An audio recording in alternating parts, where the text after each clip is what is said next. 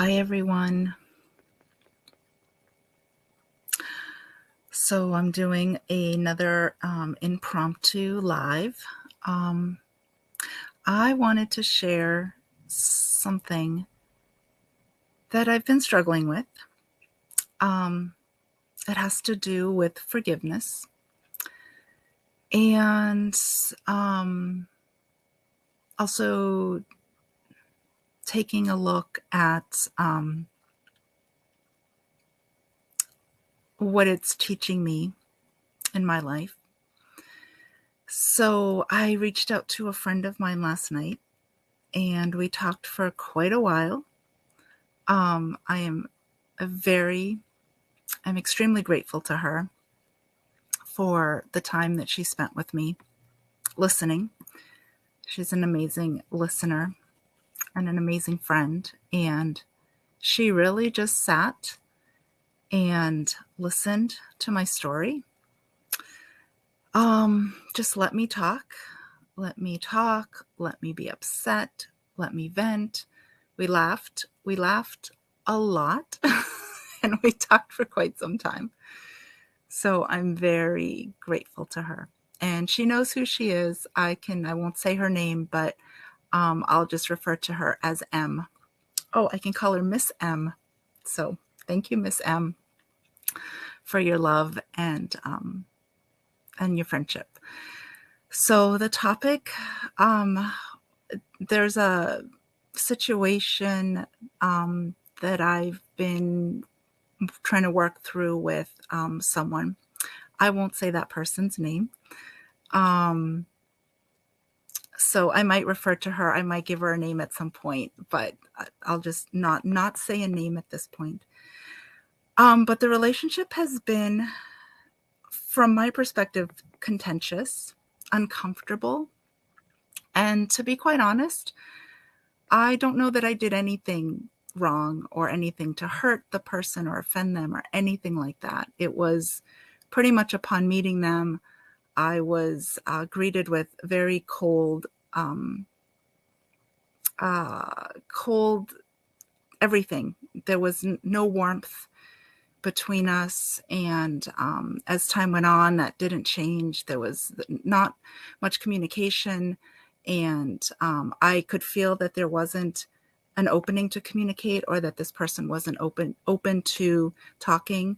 So it was, and I'm sure other people can relate to this. I don't think I'm the only one, because it's happened to me before, where you meet somebody and for really no reason that is known to you, they dislike you. They might dislike you a little, or they might dislike you a lot. And again, upon meeting someone and it's their first impression of you, and something just rubs them the wrong way about you. So this is what happened to me. And I know from the work that I do that it could be the way you look, meaning you could remind them of someone in their life or from their past that they had a not good experience with, or even a bad experience with. So just, the way somebody looks or the way somebody sounds could trigger somebody in their past. The way you dress, the way your body is shaped, your hair color, the way you smile, the way you laugh. I mean, it's really nutty, but I experienced this when I was young, as a young child, and then growing up, and I would just meet people and their face would like turn sour. And I was like, well, I've never met you before. There's no way I could have offended you in the 2 seconds that you saw me walking down the street. So something else is going on. It did take me a long time to understand what was happening. I could feel that when I was younger. I could feel people be uncomfortable around me or just dislike me. But I didn't know what was going on from an energy perspective or psychologically speaking until much later, when I started studying and learning how energy works and how people are triggered, and our traumas and our wounds. So it wasn't until I was probably in my 30s or late 20s, but definitely 30s, and I thought, well, it's not me. And you hear people say, don't take things personally, because oftentimes it has nothing to do with you. So again, it is triggering a memory. or an experience that somebody had that was not good. And again, you might look like them or sound like them. And I've actually experienced it too, where I've had negative past experiences with people. And then later on in life, I would meet somebody that reminded me of someone. And I just didn't want to get to know them. They looked so much like this person that hurt me that I was protecting myself.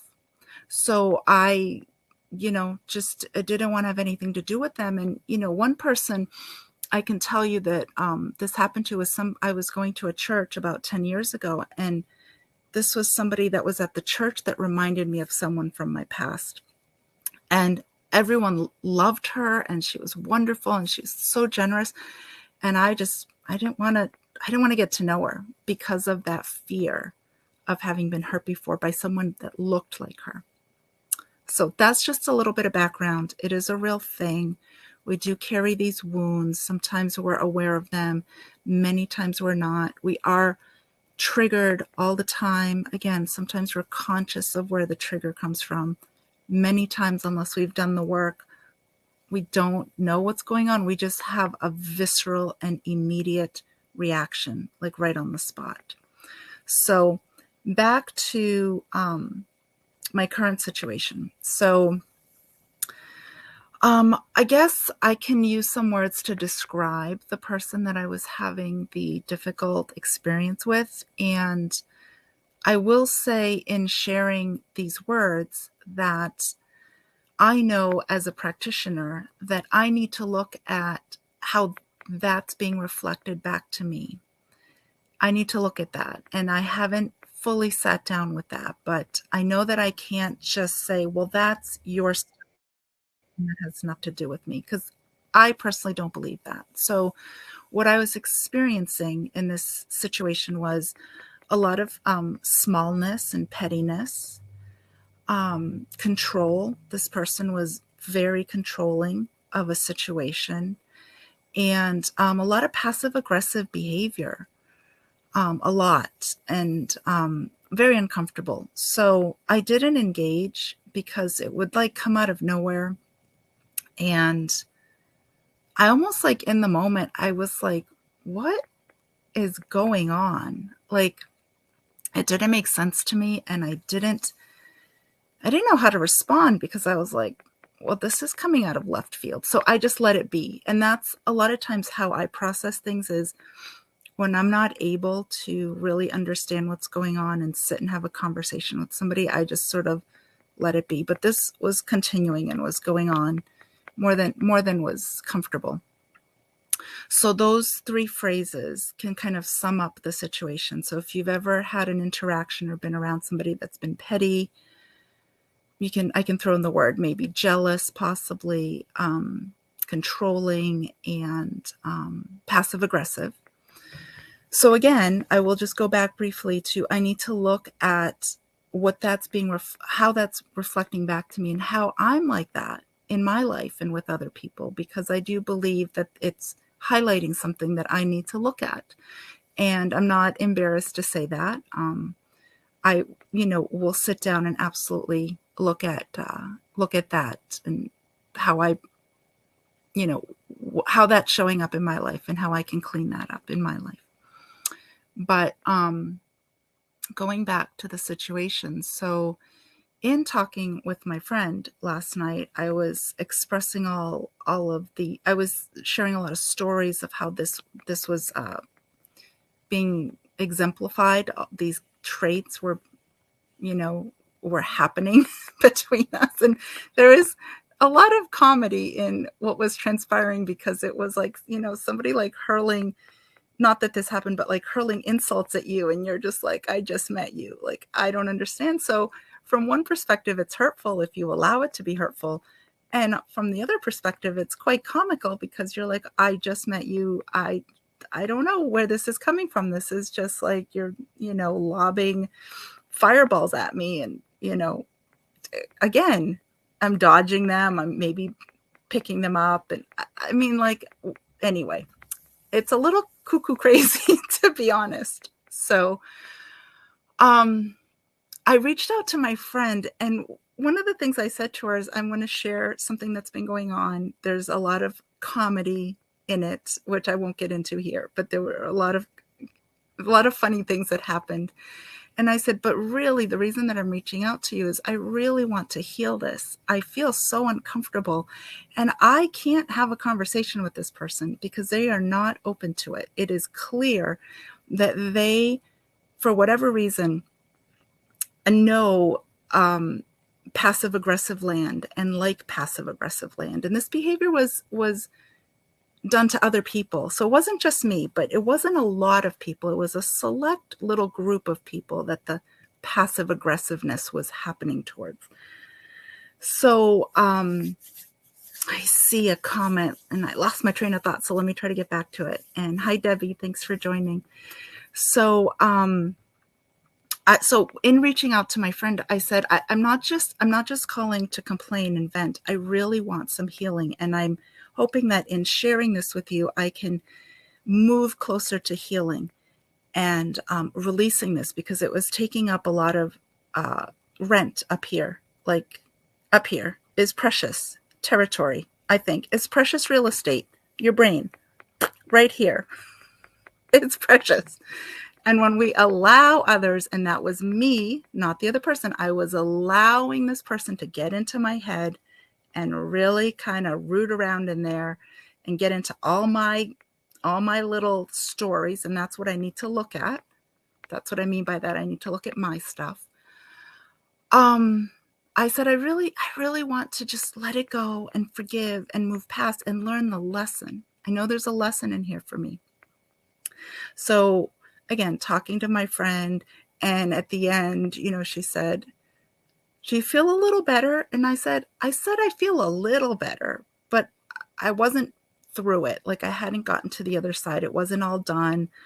I'll probably bring it up again. That's when I know that it's not done, is when it comes up again. So, but I said, I really, really, really want to have some peace around this and forgive. And it's probably about forgiving myself just as much as forgiving the situation and the person. So I woke up this morning, and there are things that I, again, want to say to this person, but they're not open. I can feel that it's a very clear boundary of, we're not having a conversation, but I'm going to be passive aggressive because that's what I want to do. So I woke up this morning and I couldn't believe it, because what I kept saying as I was thinking about this person, and I kept saying, I wish you peace. I wish you peace. And I meant that, and I still do, with my whole heart.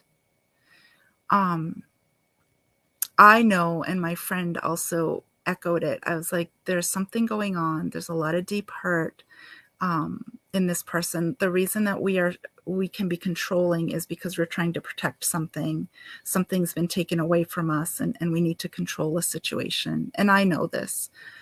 I don't know what happened in this person's life, and it's none of my business, and I will never know, and that's fine. But when we control and we're holding on, it's because we've been hurt before, and we've created like walls and barriers, and we're just trying to protect. So, but I woke up this morning and I just kept saying, I wish you peace. I wish for you to have a peaceful day. And that was like a mantra that kept floating around in my brain.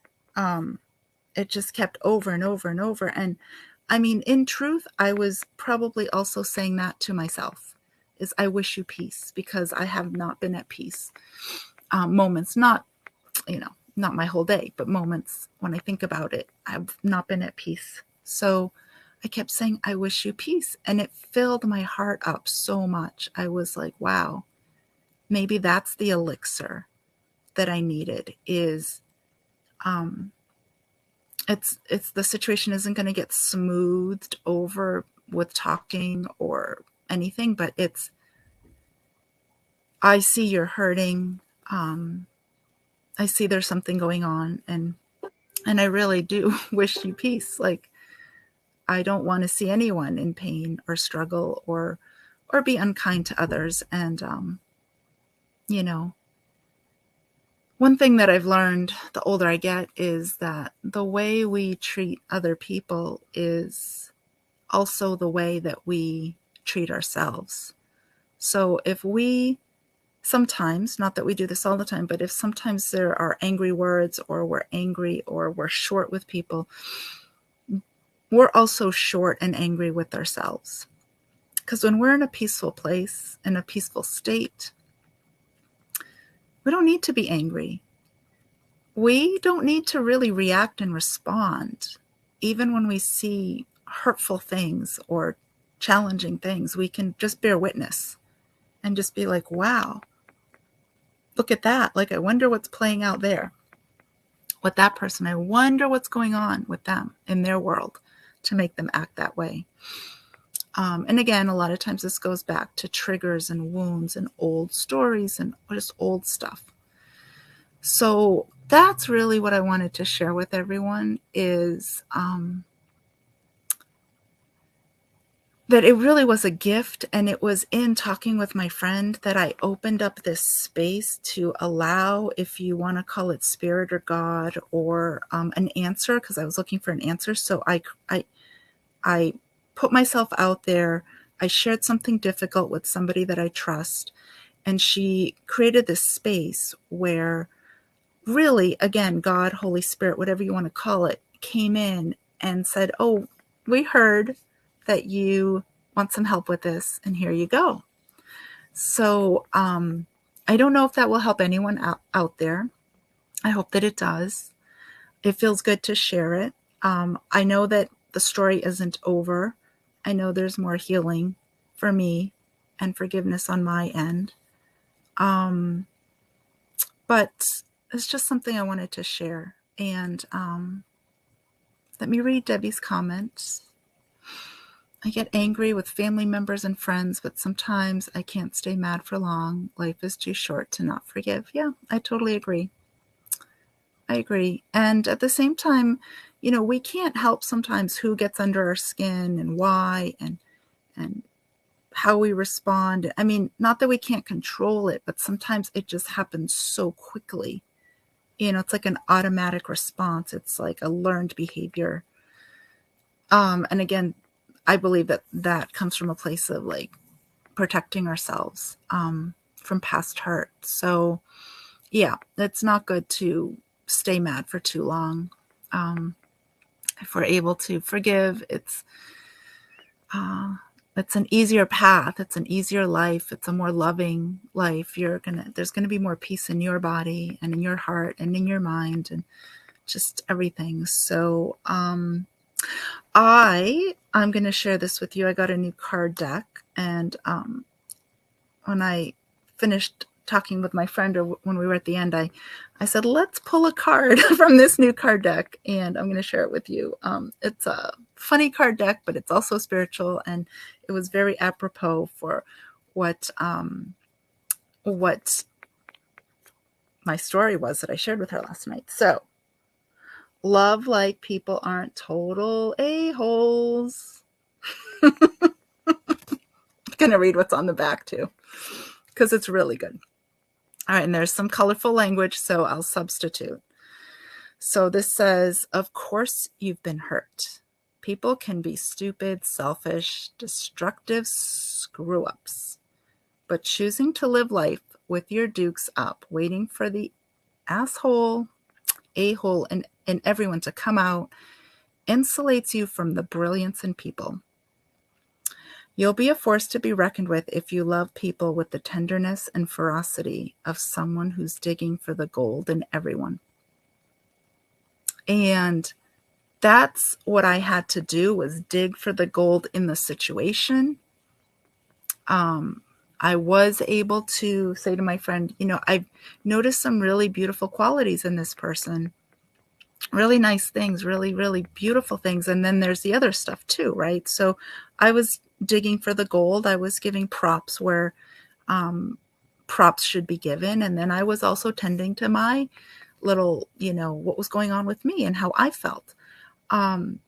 But I will say that I think as equally as important as it is to forgive others is for us to love ourselves first and really be honest with how we're feeling. And it doesn't, I just learned that I don't need to rush out and make somebody else feel better or safe or forgive them right away if it's not truly how I feel. I really need to be honest and authentic and process what I'm feeling. That's more real. That's more authentic and saying, like the conversation I was having in my brain was, I want to let this go. I want to forgive. I want to be at more peace. But I was also feeling angry. So it was like, I could have both feelings at the same time, believe it or not. You can be angry and you can also want peace, or you can be peaceful and then in a split second, get pissed off at someone. So that was really what I wanted to focus on, is coming to a place of peace. But I wasn't going to sidestep, or in the spiritual community, they call it spiritual bypassing. I wasn't going to be like, oh, I forgive you. It's no big deal. Don't worry about it and move on. No, it was really bothering me. And I was honest with it. And I sat with my feelings and I processed everything. And I'm in a different place. I'm in a very different place today. And my intention and my prayer is that I can just keep that. And if I can hold that mantra for myself, for this person, and for the world, I wish you peace. It's such a beautiful thing. There is something called the loving kindness meditation, and I won't go into the whole thing right now. I did a video on it a couple years ago, but basically one of the lines in the loving kindness meditation is, I wish you peace. I wish you peace. I wish myself peace. I wish the world peace. It goes through different rounds, but I wish you peace. So I wish you peace. And if there's any way that I can support you in your journey, if there's any way that I can be there to help you, what my friend did for me last night is how I work with people in one-on-one sessions, is by holding space, by listening, by being a sounding board, by offering some insight, and, letting people, sometimes I'll do clearing work because that's what's necessary. And sometimes we'll do some tapping because that's what's called for.